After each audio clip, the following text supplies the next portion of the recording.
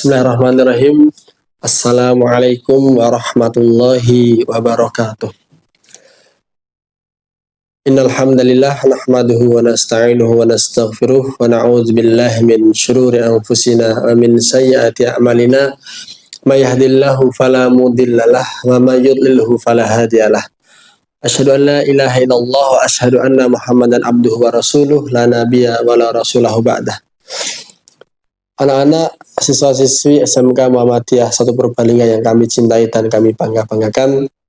Yang pertama, jangan sampai terlupa selalu kita panjatkan puja dan puji syukur kita ke hadirat Allah Subhanahu wa taala yang telah melimpahkan banyak sekali rahmat dan karunia-Nya kepada kita selaku hamba-Nya, sehingga berkat banyaknya rahmat dan karunia-Nya lah yang kemudian menjadikan kita semua masih diizinkan untuk dapat hidup pada detik ini dalam kondisi sehat walafiat tanpa suatu kekurangan apapun. Amin amin ya rabbal alamin. Kemudian salawat serta salam semoga selalu tercurahkan kepada suri tauladan kita Nabiullah Nabi Muhammad sallallahu alaihi wasallam yang telah berjuang dengan segenap jiwa dan raganya demi tegaknya risalah Islam di muka bumi ini, sehingga saat ini kita selaku umat beliau dapat merasakan manisnya indahnya agama Islam tersebut. Anak-anak yang kami cintai dan kami banggakan, pada pagi hari ini materi yang akan kita bahas tentang niat. Niat adalah suatu hal yang melandasi dari seluruh aktivitas kita, dari seluruh perbuatan kita. Tidak mungkin kita akan melakukan suatu perbuatan tanpa sebuah niat. Jadi seluruh aktivitas kita 1 kali 24 jam itu semuanya pasti dilandasi dengan niat. Entah itu niat yang baik atau niat yang buruk. Maka niat ini menjadi penting bagi kita sebagai penentu apakah aktivitas kita itu bernilai ibadah atau hanya aktivitas harian saja. Berkaitan dengan niat ini terdapat hadis yang sangat terkenal dalam kitab hadis Arba'in An-Nawawi, bahkan diletakkan di nomor urut 1 yang berbunyi innamal a'malu binniyat wa innamal likulli imri'in ma nawa. Faman kanat hijratuhu ilallahi wa rasulihi fa hijratuhu ilallahi wa rasulihi.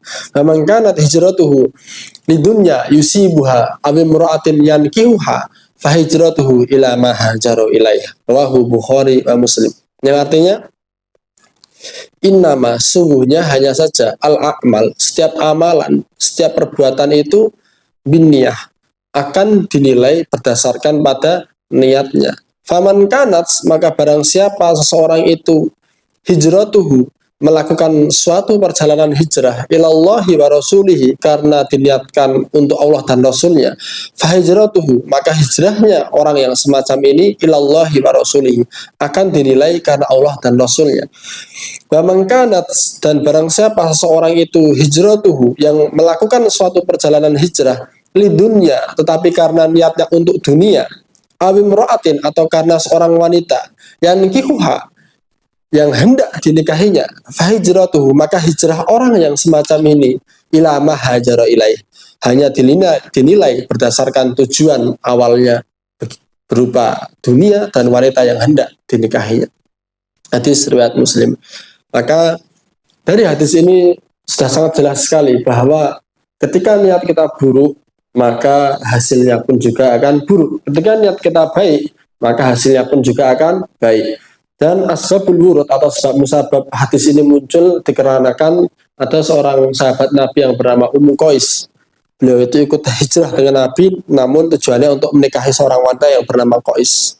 Maka kemudian Nabi Muhammad SAW bersabda materi tentang niat tadi. Siswa-siswi Musaga yang insya Allah dirahmati oleh Allah Subhanahu wa taala, berkaitan dengan niat ini juga terdapat suatu hadis yang berbunyi rubba amalin saghirin tukabbiruhu anniyah, dan rubba amalin kabirin tusaghiruhu anniyah. Yang artinya rubba amalin, betapa banyak amal perbuatan shaghirin yang dia awalnya kecil, tukabbiruhu akan tapi kemudian menjadi besar, aniyah disebabkan karena niat.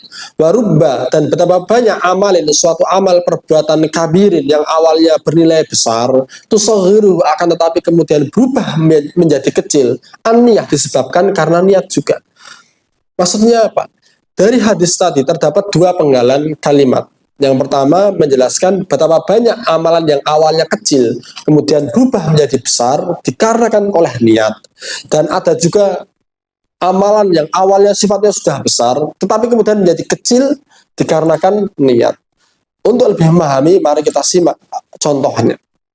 Di penggalan kalimat yang pertama tentang amal yang kecil menjadi besar adalah hal-hal yang sifatnya harian. Misal seperti gosok gigi, tidur, makan, minum, ganti pakaian, dan lain masih banyak sebagainya. Itu adalah hal-hal yang kecil. Namun ketika kita melakukannya tidak hanya sebagai sebatas aktivitas harian, namun kita niatkan untuk ibadah, maka akan bernilai besar. Contoh seperti makan.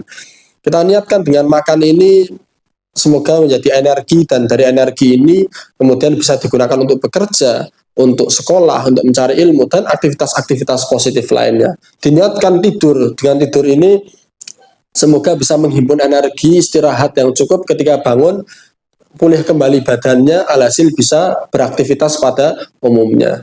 Itulah maksud dari penggalan kalimat pertama, betapa banyak amalan yang awalnya kecil, tetapi kemudian bisa naik menjadi amalan yang besar dikarenakan niat. Karena niatnya tidak hanya sebatas aktivitas harian, namun niatnya untuk beribadah juga. Dan yang harus dipahami adalah perihal semacam ini tidak melulu niatnya baik, namun memang aktivitasnya harus positif. Tidak bisa kemudian kita niatnya baik, namun aktivitasnya negatif. Itu sama saja mencampur adukan antara yang batil, yang buruk dengan yang hak, dengan yang benar. Tidak boleh. Maka niatnya baik, aktivitasnya pun juga harus baik. Siswa-siswi musaka yang insya Allah dirahmati Allah Subhanahu Wa Taala. Kemudian maksud penggalan kalimat yang kedua adalah betapa banyak amalan yang besar tetapi kemudian berubah menjadi kecil dikarenakan karena niat. Contohnya adalah sholat. Misal, sholat adalah hal yang sangat besar bagi kita sebagai seorang muslim.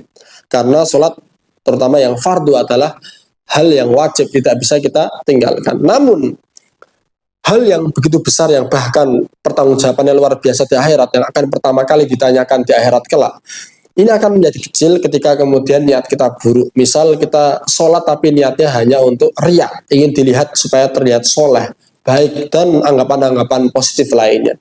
Maka itu akan merusak dari ibadah sholat kita. Atau mungkin kita haji, sudah menabung hingga puluhan tahun, sudah mengantri hingga puluhan tahun, sampai datang waktunya untuk berangkat ke Baitullah, ke Mekah sana, melaksanakan ibadah haji. Namun niat yang terdapat dalam hati adalah untuk ingin dipanggil Pak Haji, Bu Hajah, semacam itu. Maka inilah yang kemudian maksud betapa banyak amalan besar tetapi kemudian akan berubah kecil karena niatnya buruk.